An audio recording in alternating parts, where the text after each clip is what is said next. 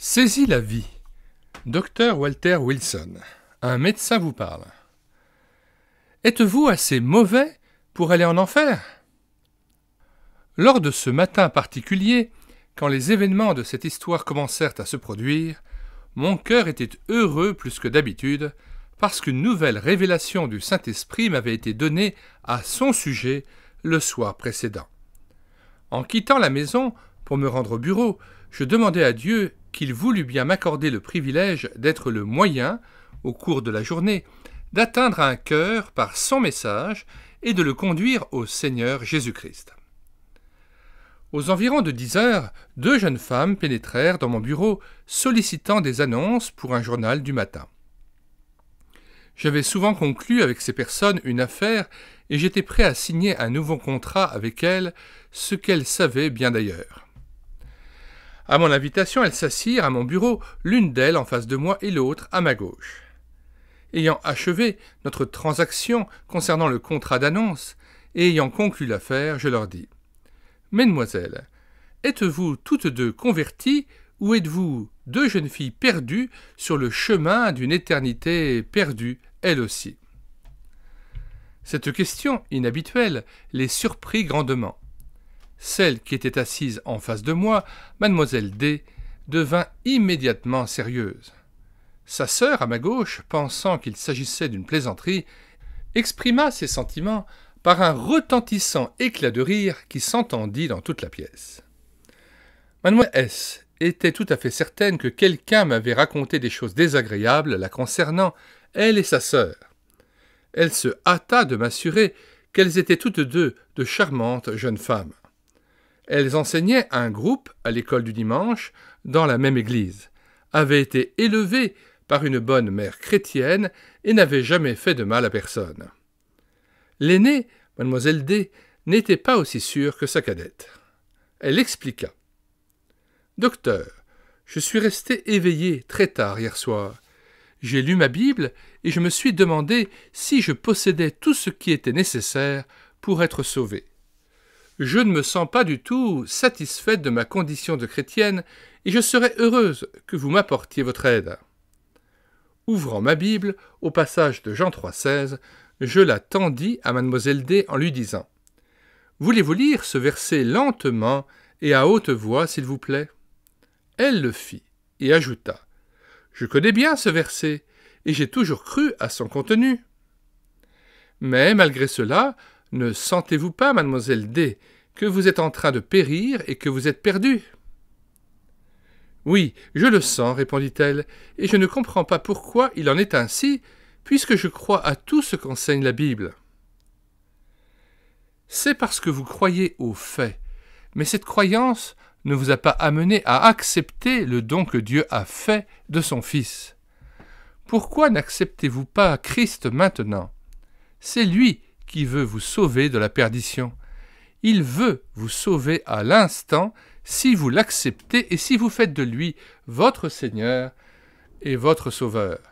Voulez-vous lui confier votre âme? Le cœur de la jeune femme répondit immédiatement à l'appel divin et d'un élan joyeux, elle accepta le Sauveur en me tendant la main à travers le bureau comme preuve de sa sincérité. Me tournant vers sa sœur, je dis « Mademoiselle S, il semble absolument évident que vous ne croyez pas à ce que dit la Bible. »« Mais j'y crois, répondit-elle. J'en crois chaque mot. Je désire que vous lisiez ce passage de l'Épître aux Romains, chapitre 3, versets 9 à 19, et vous me direz si cette description vous concerne, vous, personnellement. » Elle lut clairement le passage indiqué dans ma Bible, que je lui avais tendu, et elle dit avec force « Non, monsieur, ceci n'est pas vrai en ce qui me concerne. Je ne suis pas cette sorte de personne. » « Très bien, lui dis-je, prenez ces ciseaux, et je lui tendis les miens, et découpez ce passage pour l'enlever de la Bible, puisque vous n'acceptez rien de ma Bible qui ne soit pas véridique pour vous. » Mademoiselle D, qui s'était confiée, elle, au Seigneur, parla à sa sœur et lui dit « Sœurette, tu sais que tu es aussi mauvaise que cela. Dieu dit toujours la vérité, et tu devrais le reconnaître. » Elle répondit « J'en sais plus que toi à ce sujet, et je n'ai pas vécu du tout cette sorte d'existence. Me mêlant à la conversation, je dis à mademoiselle S. Il ne s'agit pas là d'une description de vos actes, mais d'une description de ce que Dieu voit dans votre cœur. Elle répondit. Je la rejette. Je ne peux pas croire que je suis aussi mauvaise. Je ne vais pas découper et enlever cela de ma Bible, bien que cela s'applique très certainement à des gens que je connais. Peut-être pouvons-nous trouver quelque autre passage des Écritures qui s'applique à vous-même. Veuillez lire dans Marc 7, versets 21 à 23. Et vous me direz si vous avez l'impression que ces 13 points décrivent correctement votre propre cœur. Quand elle arriva au verset 23 et lut « Toutes ces choses mauvaises sortent du dedans et souillent l'homme », elle répondit énergiquement « Non, monsieur, la plupart de ces choses ne me concernent pas, mais j'admets les 2 dernières parce que je sais que l'orgueil et la sottise apparaissent souvent dans ma vie. » En entendant cette confession partielle, je tendis à mademoiselle S. un crayon et lui dis « Voulez-vous ajouter, s'il vous plaît, au verset 23, « Tous, sauf mademoiselle S. » Puisque vous affirmez que toutes ces choses-là ne viennent pas de votre cœur, nous devons réviser la Bible pour qu'elle dise la vérité. Si vous le voulez, vous pouvez écrire dans la marge de ma Bible « Seules les 2 dernières choses ont à voir avec mon cœur. » Cette suggestion ne plut pas du tout à mademoiselle S. Au contraire, elle en éprouva du ressentiment et dit « Dieu a écrit la Bible comme il le voulait. Je ne prétends certes pas y ajouter quelque chose. Ces versets sont probablement vrais pour beaucoup de méchantes gens, mais, je vous le répète, je n'aime pas cette sorte de vie mauvaise. » Alors nous allons prendre le temps de lire les 2 passages que le Dr Wilson a lus à cette femme. D'abord, Romains 3, versets 9 à 19. « Quoi donc? Sommes-nous plus excellents? Nullement. Car nous avons déjà prouvé que tous, juifs et grecs, sont sous l'empire du péché. Selon ce qu'il est écrit, il n'y a point de juste, pas même un seul. Nul n'est intelligent, nul ne cherche Dieu. Tous sont égarés, tous sont pervertis, il n'en est aucun qui fasse le bien, pas même un seul. Leur gosier est un sépulcre ouvert, ils se servent de leur langue pour tromper, ils ont sur leurs lèvres un venin d'aspi. Leur bouche est pleine de malédiction et d'amertume. Ils ont les pieds légers pour répandre le sang. La destruction et le malheur sont sur leur route. Ils ne connaissent pas le chemin de la paix. La crainte de Dieu n'est pas devant leurs yeux.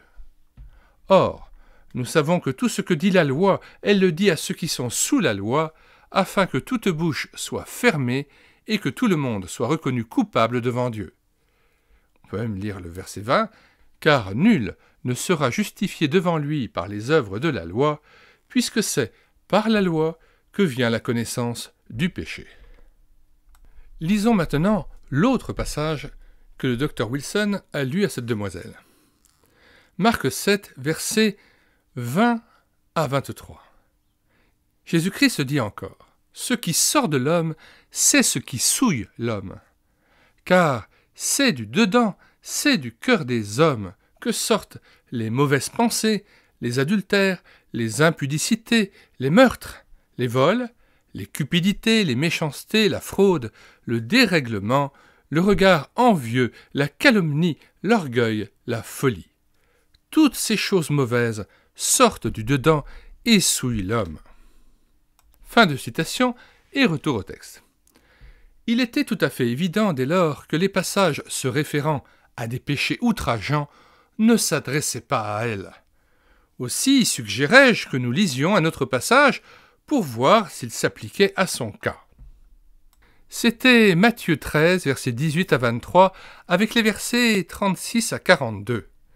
Elle lut les passages à haute voix, et je lui demandai si elle appartenait au groupe du blé ou à celui de l'ivraie. Alors, prenons le temps de lire le passage de Matthieu 13. Verset 18. « Vous donc, écoutez ce que signifie la parabole du semeur. Lorsqu'un homme écoute la parole du royaume et ne la comprend pas, le malin vient et enlève ce qui a été semé dans son cœur. Cet homme est celui qui a reçu la semence le long du chemin. Celui qui a reçu la semence dans les endroits pierreux, c'est celui qui entend la parole et la reçoit aussitôt avec joie. Mais il n'a pas de racine en lui-même. Il manque de persévérance, et dès que survient une tribulation ou une persécution à cause de la parole, il y trouve une occasion de chute. Celui qui a reçu la semence parmi les épines, c'est celui qui entend la parole, mais en qui les soucis du siècle et la séduction des richesses étouffent cette parole et la rendent infructueuse. Celui qui a reçu la semence dans la bonne terre, c'est celui qui entend la parole et la comprend. Il porte du fruit, et un grain en donne 100, un autre 60, un autre 30. Lisons maintenant Matthieu 13, versets 36 à 42. Alors il renvoya la foule et entra dans la maison. Ses disciples s'approchèrent de lui et dirent « Explique-nous la parabole de l'ivraie du champ. » Il répondit « Celui qui sème la bonne semence, c'est le Fils de l'homme. Le champ, c'est le monde. La bonne semence, ce sont les fils du royaume. L'ivraie, ce sont les fils du malin. L'ennemi qui l'a semé, c'est le diable. La moisson, c'est la fin du monde. Les moissonneurs, ce sont les anges. Or, comme on arrache l'ivraie et qu'on la jette au feu, il en sera de même à la fin du monde. Le Fils de l'homme enverra ses anges qui arracheront de son royaume tous les scandales et ceux qui commettent l'iniquité. Et ils les jetteront dans la fournaise ardente, où il y aura des pleurs et des grincements de dents. Alors, les justes resplendiront comme le soleil dans le royaume de leur Père. Que celui qui a des oreilles pour entendre, entende. Retour au texte. Elle lut donc les passages à haute voix, et je lui demandai si elle appartenait au groupe du blé ou à celui de l'ivraie. L'ivraie, lui expliquai-je, est une plante qui ressemble beaucoup au blé. Elle croît au milieu du blé, mais elle n'est pas du blé, seulement une hypocrite. On ne trouve pas chez elle des grains de blé, mais des gousses dans les cosses de sa tête barbue. Les gens qui ne sont pas avertis pensent que l'ivraie est du blé, mais le fermier expérimenté sait que l'ivraie est destinée à être brûlée. À quelle catégorie appartenez-vous, mademoiselle S ? Une grande fourrure brune reposait sur ses genoux, sur laquelle je vis tomber des larmes. La jeune femme penchait la tête, de sorte que je ne voyais pas son visage, mais les pleurs racontaient l'histoire d'un cœur touché par la puissance de Dieu et convaincu de son besoin. « C'est exactement mon portrait, dit-elle finalement, en sanglotant. Je m'en suis tenu à cette hypocrisie assez longtemps. Je puis tout aussi bien confesser ce que je sais être la vérité dans mon cas. J'ai été religieuse, mais je n'ai jamais été ni convertie ni sauvée. J'ai été active dans l'Église, mais je n'ai jamais possédé la paix dans mon âme. Dieu devrait me punir, car j'ai été une grande hypocrite. La conviction de péché, quand elle est de ce caractère-là, est rapidement suivie du salut lorsque l'Évangile est présenté comme il se doit. Mademoiselle D vit la souffrance morale de sa sœur et lui dit « Pourquoi n'acceptes-tu pas le Seigneur Jésus comme je l'ai fait moi-même ? Je sais qu'il m'a sauvé, car il est mort pour moi, et j'ai mis toute ma confiance en lui. Ne veux-tu pas, toi aussi, te confier totalement à lui, comme je l'ai fait ?»« Oui, mademoiselle S, ajoutai-je. Il vous appelle et dit « Venez à moi, vous tous qui êtes fatigués et chargés, et je vous donnerai du repos. » Matthieu 11, verset 28. Il a dit à une femme « Tes péchés te sont pardonnés. » Luc 7, verset 48. Il veut vous donner à vous aussi, mademoiselle, cette assurance, si vous êtes prête à reconnaître votre besoin et à l'accepter, lui et l'œuvre accomplie sur la croix. C'est pour vous qu'il est mort, qu'il a payé le prix, qu'il a porté vos péchés, subi le châtiment à votre place, et maintenant il désire se donner à vous avec tous les fruits bénis de l'œuvre magnifique accomplie au calvaire. Je le crois, dit-elle. Je l'accepte, lui. J'ai toujours pensé que j'avais besoin de la religion, mais je n'ai jamais obtenu la paix dans mon activité chrétienne ni dans les services religieux. Naturellement, cela était impossible. Je vois clairement maintenant que c'était du Seigneur Jésus dont j'avais besoin et je suis heureuse de l'accueillir en sachant qu'il a effacé tous mes péchés aujourd'hui. Les deux sœurs s'en allèrent, le cœur joyeux. Elles étaient désormais des sœurs dans la foi, aussi bien que par les liens de la chair et du sang. Elles suivirent le Seigneur dans le baptême, peu après, afin de le suivre en tout. Êtes-vous seulement un chrétien nominal, un chrétien de nom, ou avez-vous accepté le Sauveur et avez-vous reçu de lui le don de l'éternelle vie? Ne laissez pas Satan vous tromper. Ne manquez pas la rencontre avec le Seigneur Jésus-Christ. Fin du paragraphe intitulé « Êtes-vous assez mauvais pour aller en enfer ?» Nous vous invitons à vous reporter dans la description les commentaires de cette vidéo afin de pouvoir commander cet ouvrage auprès de la CLC Librairie Chrétienne, mais aussi afin de pouvoir profiter des différents liens de téléchargement gratuits que nous vous proposons. Chacun des téléchargements gratuits proposés se fera à partir du site internet médiathèquechrétienne.fr, site que nous avons bâti en synergie avec cette chaîne YouTube Elle écoutait sa parole, afin d'assurer la réédition numérique gratuite des ouvrages chrétiens épuisés et non réédités. Nous en sommes à 1400 ouvrages. Alors n'hésitez plus, sur la barre de recherche Google, vous écrivez médiathèquechrétienne.fr tout attaché d'un seul tenant et sans accent. Arrivé sur le site, vous cliquez sur « Livre à télécharger ». Puis vous faites une recherche par ordre alphabétique d'auteur.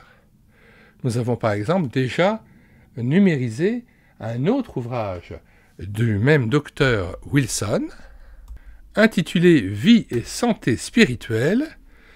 Eh bien, vous cherchez à W pour Wilson, et une fois trouvé cet ouvrage, Vie et santé spirituelle, vous cliquez sur Lire, écouter, télécharger, puis vous cliquez sur Télécharger en Word ou en PDF, et l'ouvrage est à vous, prêt à être lu sur votre ordinateur ou sur une tablette tactile, immédiatement en moins d'1 minute, sans que vous ayez à vous inscrire sur le site, sans que vous ayez à payer quoi que ce soit ou à télécharger un logiciel quelconque.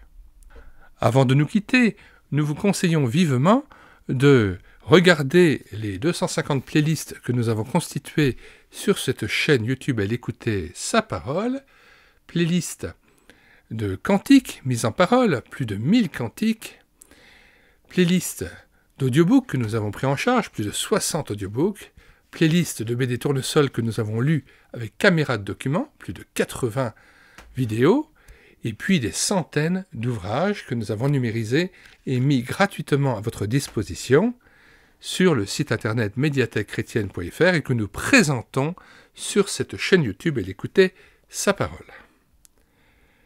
Puisse le Seigneur nous bénir richement dans la révélation renouvelée de sa personne même, afin que nous soyons transformés à son image. Nous vous disons au revoir et à bientôt pour une prochaine vidéo.